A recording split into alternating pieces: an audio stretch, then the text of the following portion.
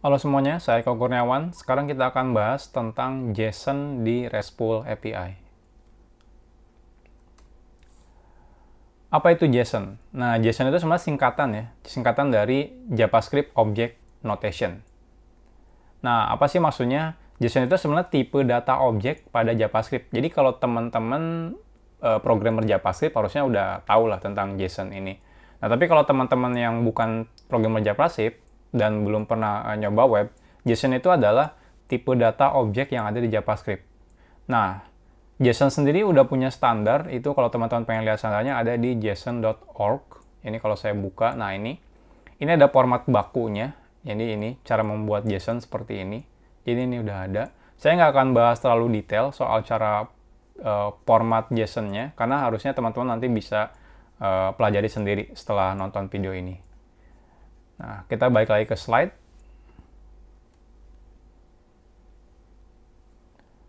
Saya tayang ulang.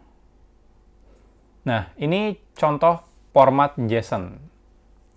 Jadi beneran JSON itu kalau teman-teman yang udah pakai JavaScript harusnya familiar banget dengan JSON. Jadi contoh ini format data JSON.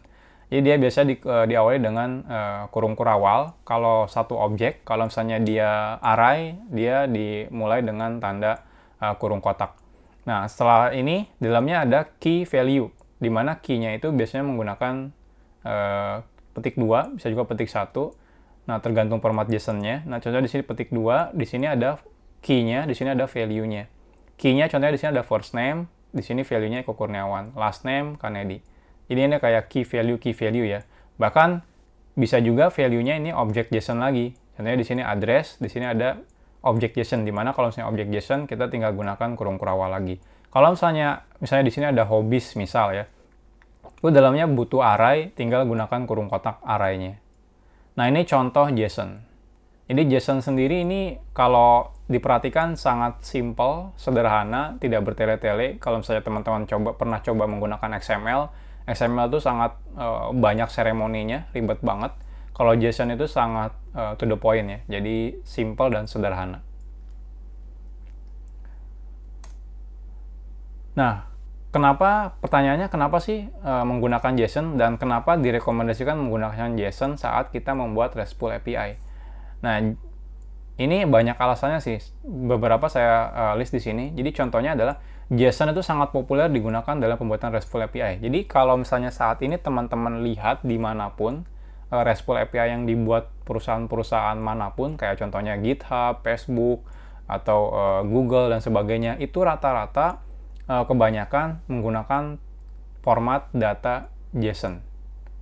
Jadi hampir jarang sih sekarang yang menggunakan XML. Rata-rata hampir semuanya sekarang menggunakan JSON, mayoritas ya.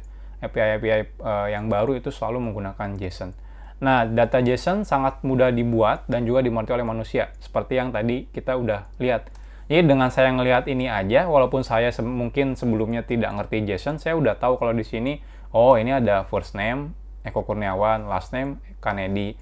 Walaupun saya mungkin nggak ngerti maksud apa titik 2, ada koma, ada tanda petik, tapi dari baca sekilas saja saya udah ngerti data ini isinya apa gitu.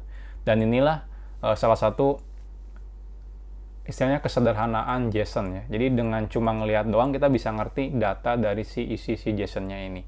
Nah, dibanding kalau XML, kalau teman-teman coba perhatikan XML, itu agak sedikit ribet kalau menggunakan XML.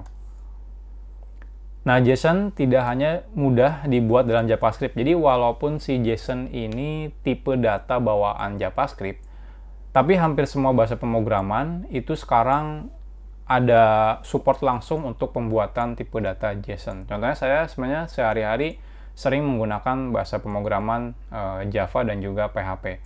Tapi untuk membuat JSON di Java dan PHP itu gampang banget. Lebih gampang dibanding kita membuat kayak format data XML. Jadi kalau misalnya teman-teman pakai JSON harusnya dan sekarang pakai bahasa pemrograman yang bukan JavaScript, harusnya gampang juga nanti membuat tipe data JSON. Dan yang paling penting adalah data dalam bentuk JSON sangat ringan, sehingga cocok untuk digunakan sebagai data komunikasi antara klien dan server. Jadi kalau di sini diperhatikan, ini nggak ada sintak yang aneh-aneh bertele-tele, kayak kalau misalnya di XML kan ada tag buka, tag tutup gitu ya. Kalau di JSON nggak, langsung to the point. Ada key-nya di value-nya.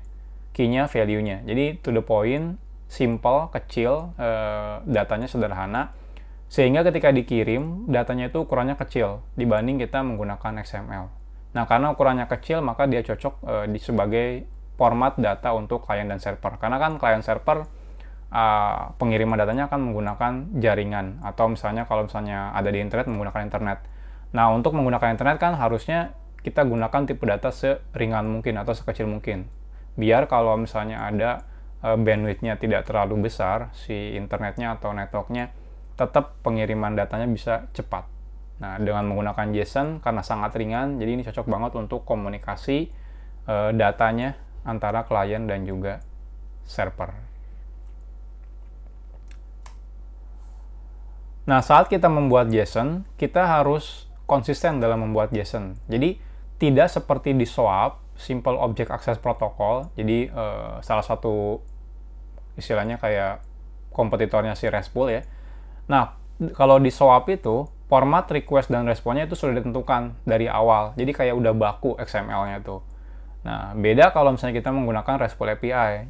RESTful API itu kan responnya JSON, jadi rata-rata ya JSON. Jadi rata-rata itu standar RESTful API itu request responnya nggak baku. Bisa seenaknya si servernya. Kalau servernya pengen balikan A, tiba-tiba jadikan balikan B, itu nggak masalah. Beda kalau SOAP. Kalau SOAP tuh udah ada semacam spek API-nya.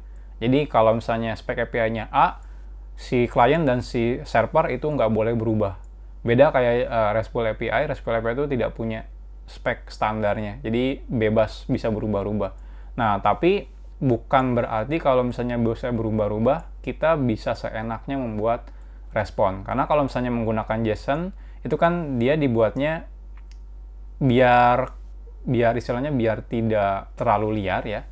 Jadi kalau bisa sih dibuat konsisten atau bikin standarnya. Walaupun mungkin standarnya tidak baku, tapi kita harus bikin standarnya. Jadi disarankan untuk membuat standar, request, dan juga respon format JSON-nya agar tidak membingungkan ketika menggunakan RESTful API yang kita buat.